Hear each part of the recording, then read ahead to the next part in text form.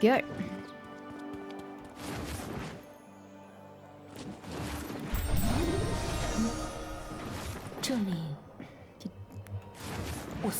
Off my screen. The Bladeheart's talking to me. Here.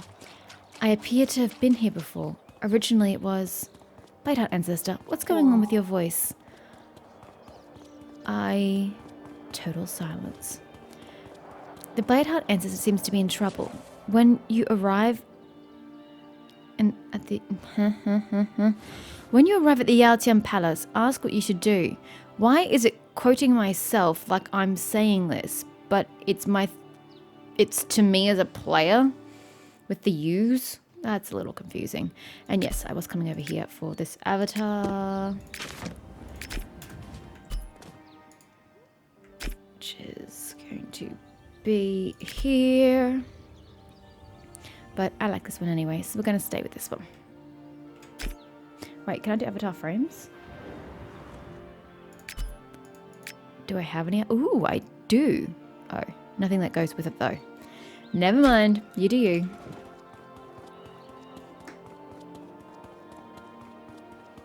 Yaotian Palace. 我身在秘境，无法亲来此地，还请诸位见谅。真人哪里话？太华秘境事关重大，理应慎之又慎。秘境要紧，冠岳墓亦不可轻忽。车前子村的事，我已听大司命说起过了。想不到这匪兽剧毒至此，竟连神农神木也抵挡不住。谷主，冠岳墓如何了？虽有众弟子齐心施为，但冠岳墓已暂时失去了灵石。稍后我便会和子都前辈一道商议应当如何救治。太华山与百草谷相距千里，却相继遭遇媚家率领的荒人袭击，显然并非巧合所能解释。南薰真人，太华秘境眼下状况如何？暂时无碍，但10年加固之期将至，师尊仍然仙宗杳然。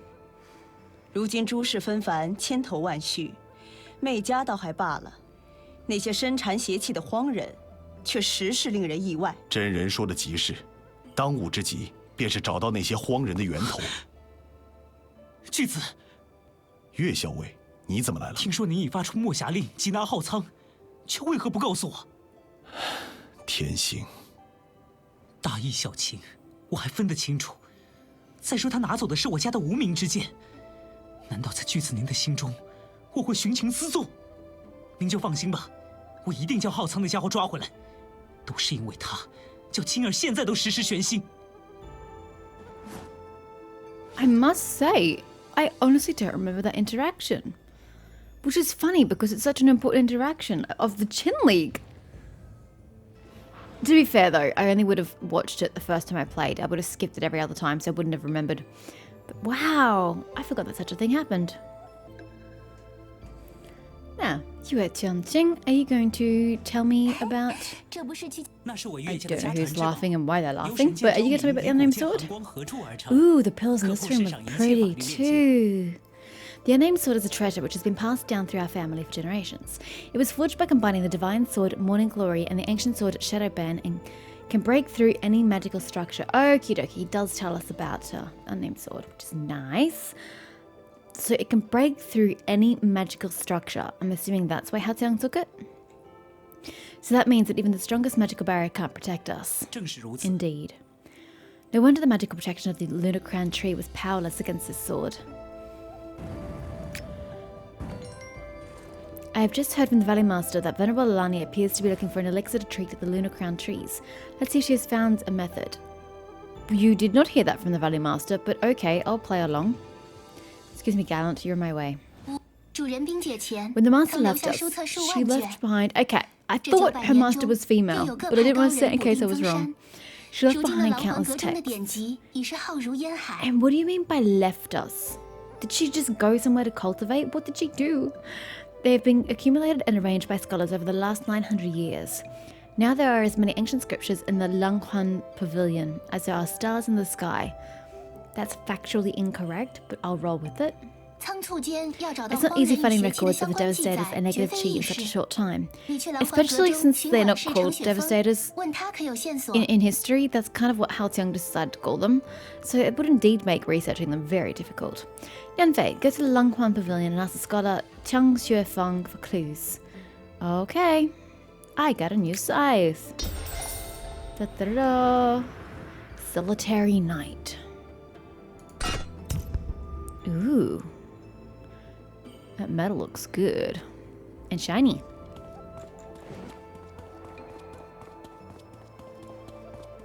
Yeah, see, there aren't really that many scrolls here. I think you're pulling my leg, girl.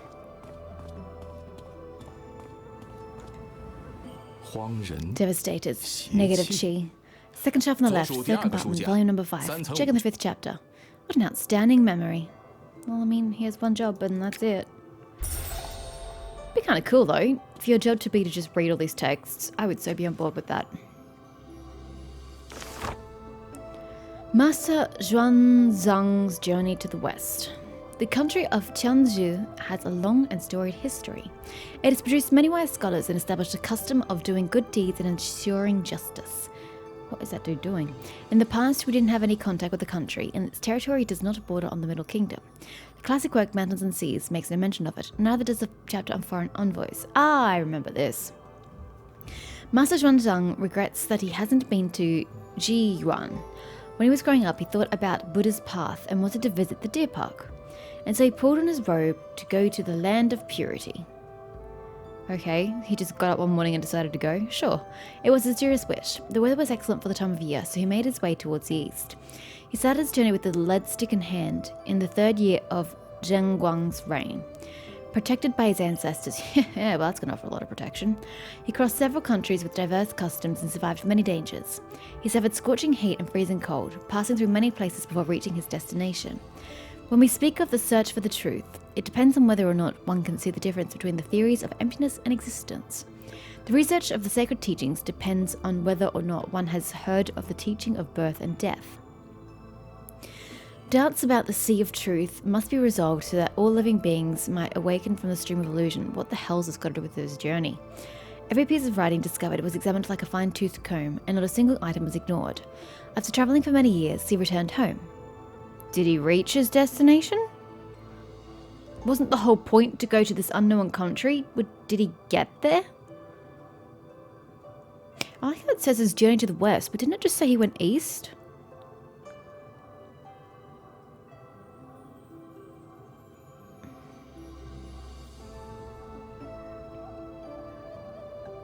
He made his way towards the east. So how is it a journey to the west if he made his way east? Okay. I'm a little confused. And yeah, so he returned home, but I don't know if he even reached his destination. Awesome. He reached Chang'an in the 1st month of the 19th year of Zheng Guang's reign. Well, that wasn't his goal. He didn't want to go to Chang'an. So did he make it to where he wanted to go? Or is it the capital of his place? So many questions, no answers. He brought with him over 650 books, which he translated into Chinese by imperial decree. Master Xuanzang personally visited 110 countries. There really aren't that many in the area. And learned about a further 28 countries. Some of them mentioned in the historic records of earlier dynasties.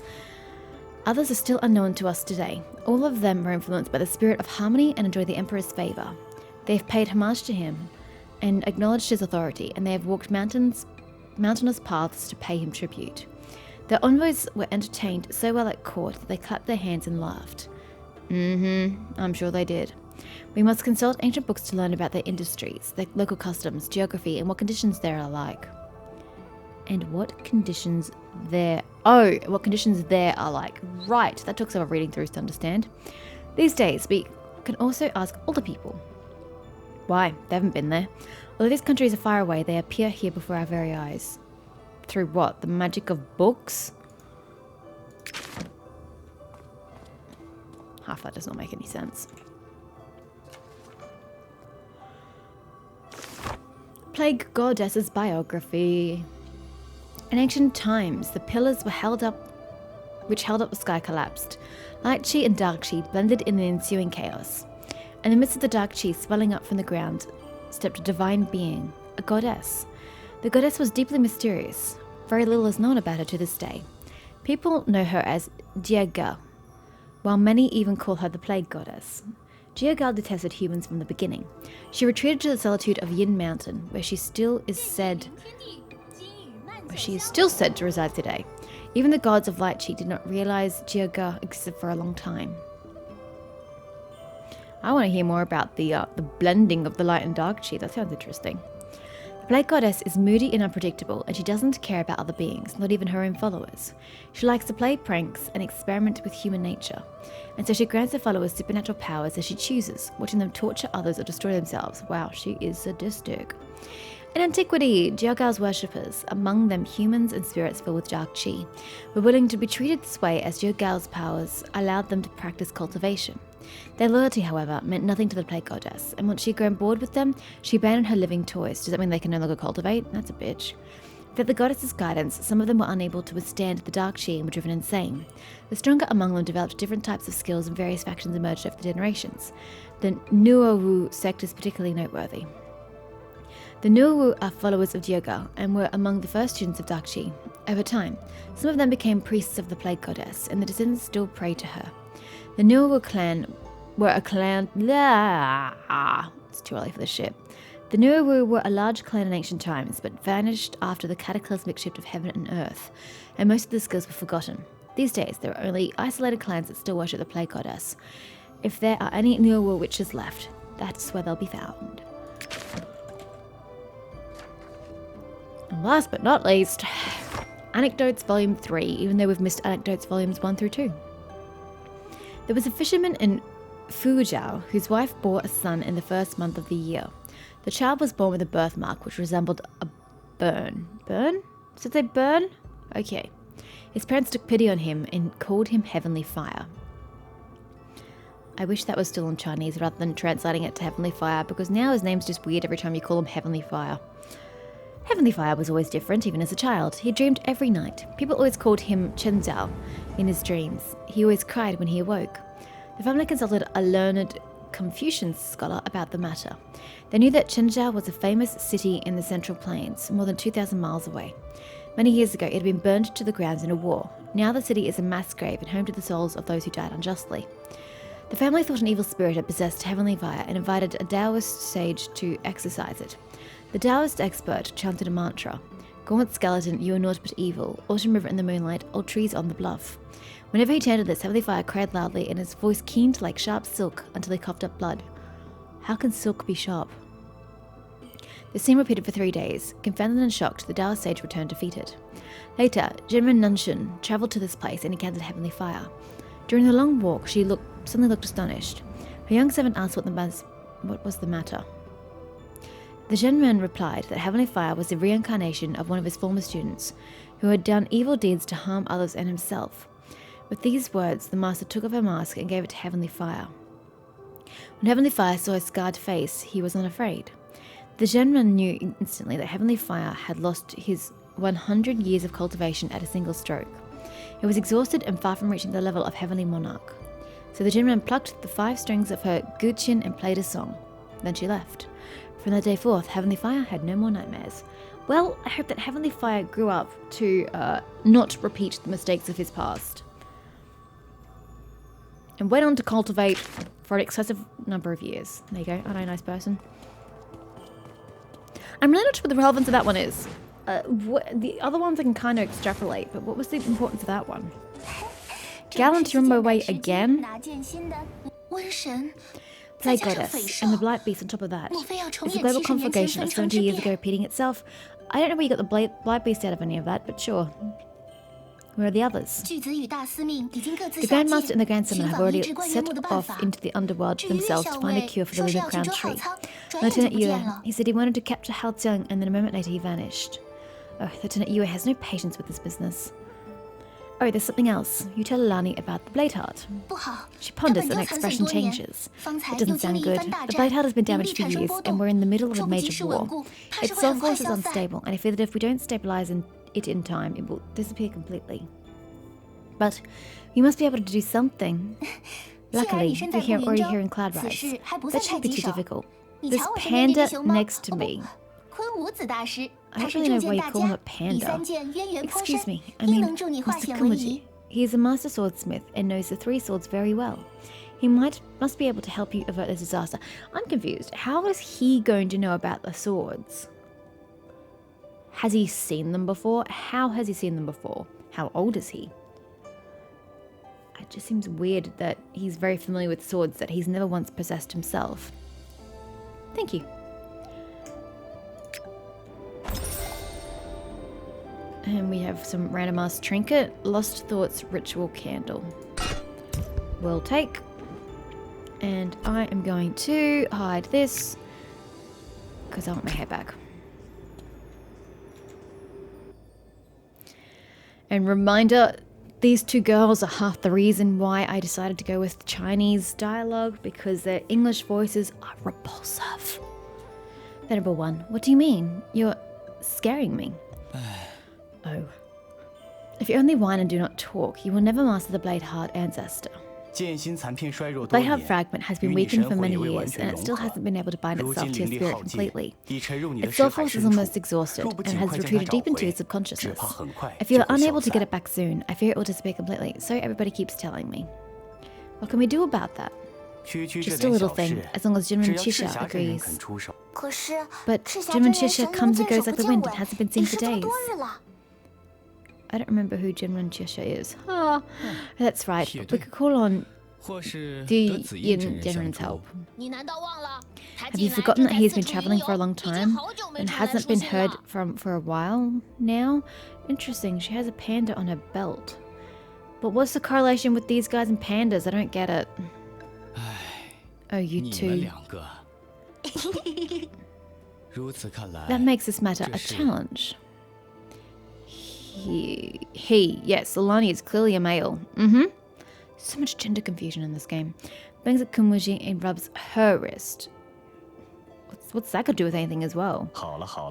What? I don't understand what that means. Why is she interfering? Why is she rubbing her wrist? I don't understand. Alright. Nymphe, meditate for a while first. Muji, Suji, and I will help you stabilize the blade heart so it doesn't become scattered. That'd be... Thank you, Master Kumuji. I have a puppet? Why do I have a puppet? Oh well. No, not you. This.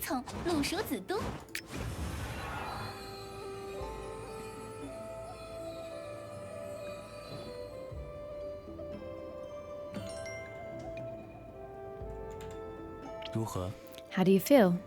I feel much better, but I'm still unable to feel the voice of the Bladeheart ancestor. You were contaminated with so much negative chi in the Valley of 100 Grasses. You should count yourself lucky that it doesn't scatter immediately. And you still expect it to romp around happily? Negative chi? I've just read in the book of the Lang Huan Pavilion that negative chi is associated with the Plague Goddess. In other words, the Bladeheart ancestor's illness is very serious even Master Kumuji is unable to help her.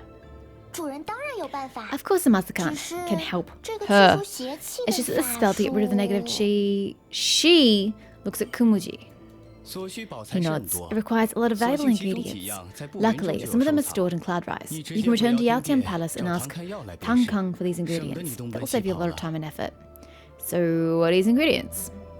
1 red flame stone, 5 pieces of phoenix breath jade, and 100 grams of phoenix scale powder.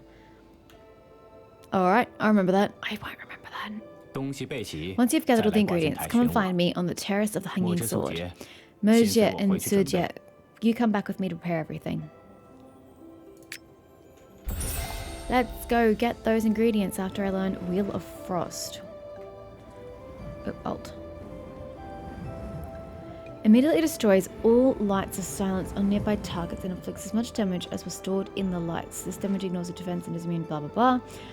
When dealing damage, the Reaper places a light of silence on the target and stores a certain percentage of the damage, 12%, in the light, which lasts for 60 seconds and disappears when you withdraw from combat. In instances, the light of silence explodes automatically as soon as the stored damage exceeds the HP of the target. If the bearer is a character, the existence of the light of silence is reduced to 15 seconds of the damage. Yeah, okay. I vaguely remember this.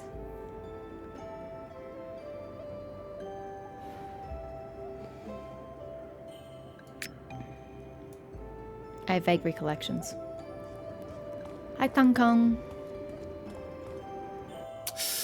Well, what does that mean? Are these things so difficult to get hold of? Hey.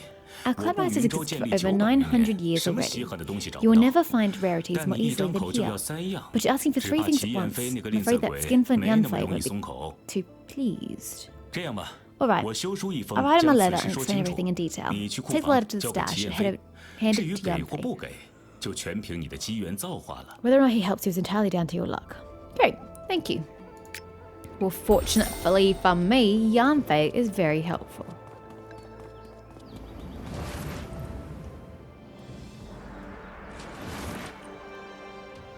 Just gotta get there.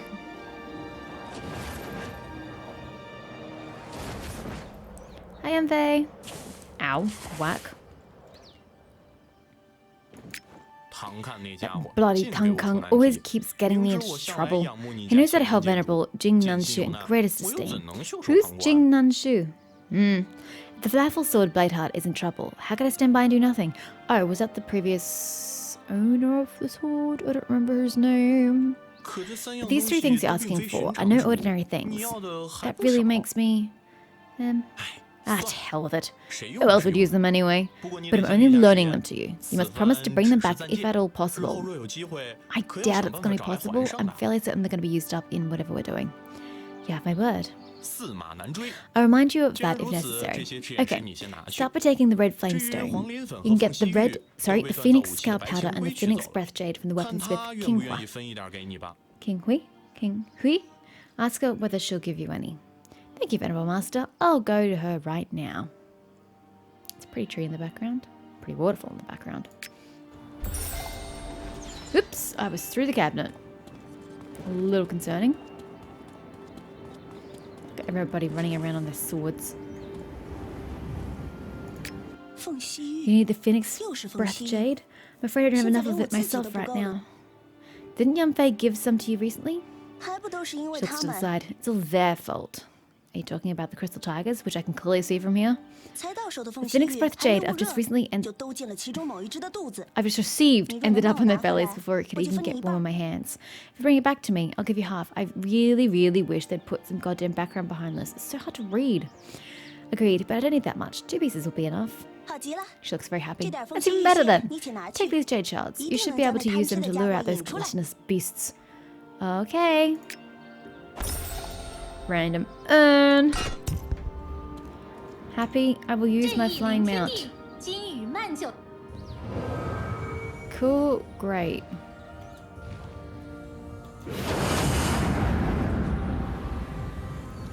And down. Kind of needlessly dramatic. Oh yeah, I was supposed to be using these other abilities.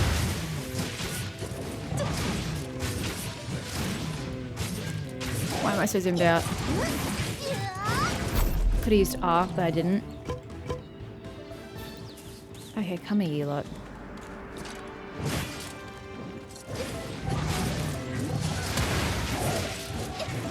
Oops. Should probably grab that before I run away. And that's all I needed? Okay. Oh, I like what you're wearing. Looks very Mongol-y.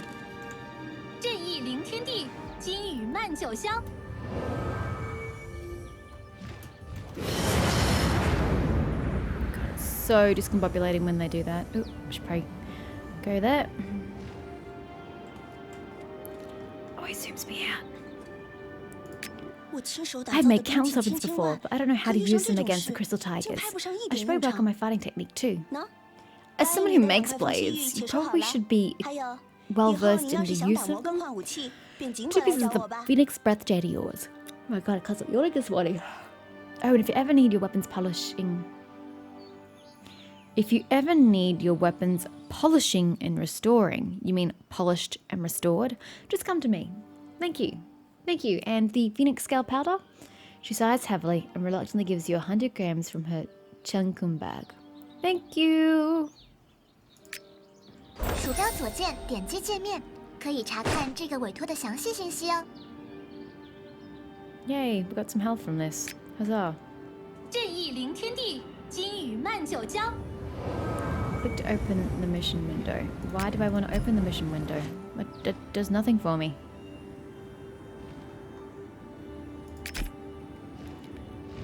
Terrace is this way.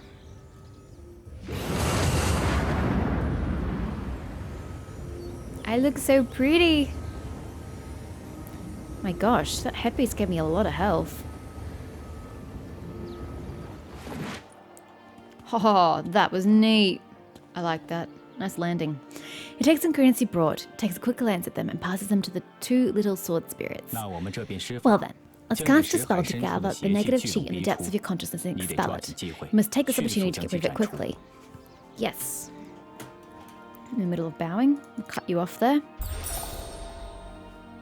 Alright. Oh, I don't have much in the way of R.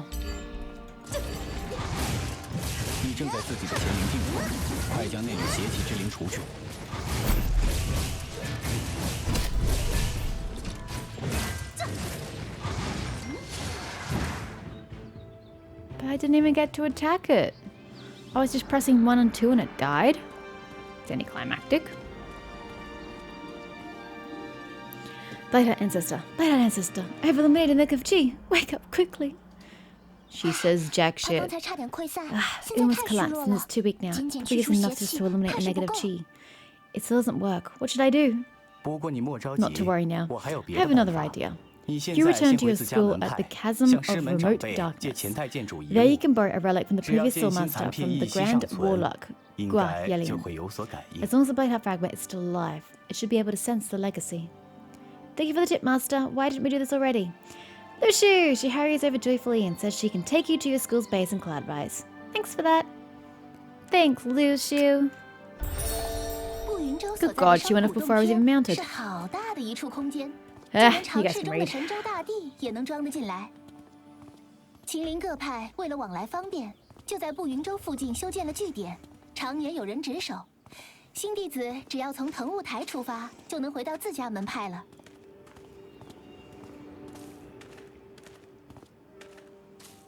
Chasm of Remote Darkness.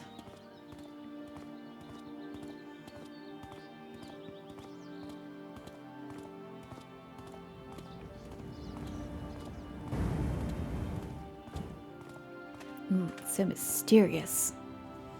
Look at it. Look at it. Moving to the Reaper Heartlands. Chasm of Remote Darkness. It's so cool. 鼠标左键点击界面，可以查看这个委托的详细信息哦。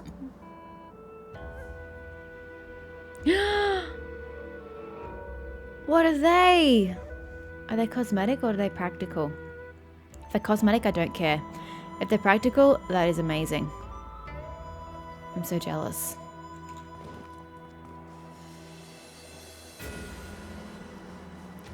Wow, there are a lot of people here. Nice flames. Oh yes, by the way, this place is full of like chains, and then these are, I can't look high enough. Let's find another side.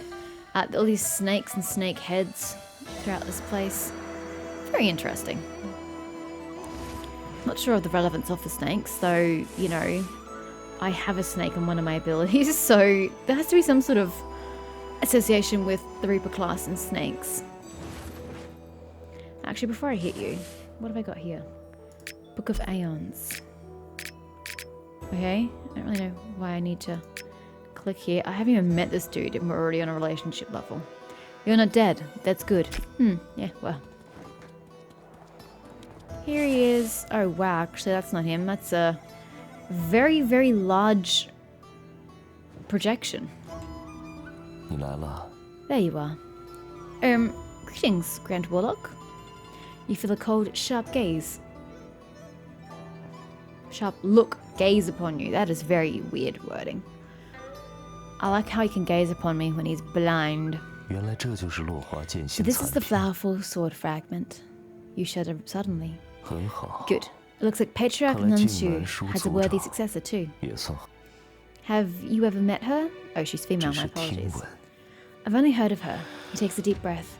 If she was still alive, I'd ask her advice about the rage of clouds and water skill. Even he needs help with his skills? Wow. Yes, oh, practice diligently to avoid bringing shame upon the flowerful sword and the venerable ones. You haven't completed the Warlock Guard training yet. It's too early to say things like that. It's only training. I... starts laughing suddenly. A cousin of mine once said the same thing. Did he complete the training? He's more skilled than I am. It's like you said. It's only training. How can he have failed to pass it? But he died a year after entering the underground temple. Who killed him? He took his own life. The underground temple is cold and dark, untouched by a single ray of sunshine. He couldn't bear the loneliness, so he drowned himself. His body was never found. Then maybe he's not dead. Just a thought. That shadow is causing so much lag. What is it even a shadow of? He points to a lotus, which gives off a cool aura. Master Komaji is already here. You're a student, so listen to all his instructions. Okay. Oh no, the ugly robe. I don't wanna. And I can't hide it because I've taken off my clothes to wear this. Such a sad state of affairs. We're going to look like all the other plebs again.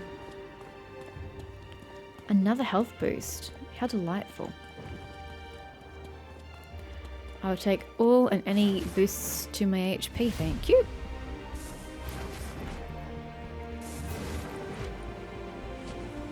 And I will stop there to get ready for work.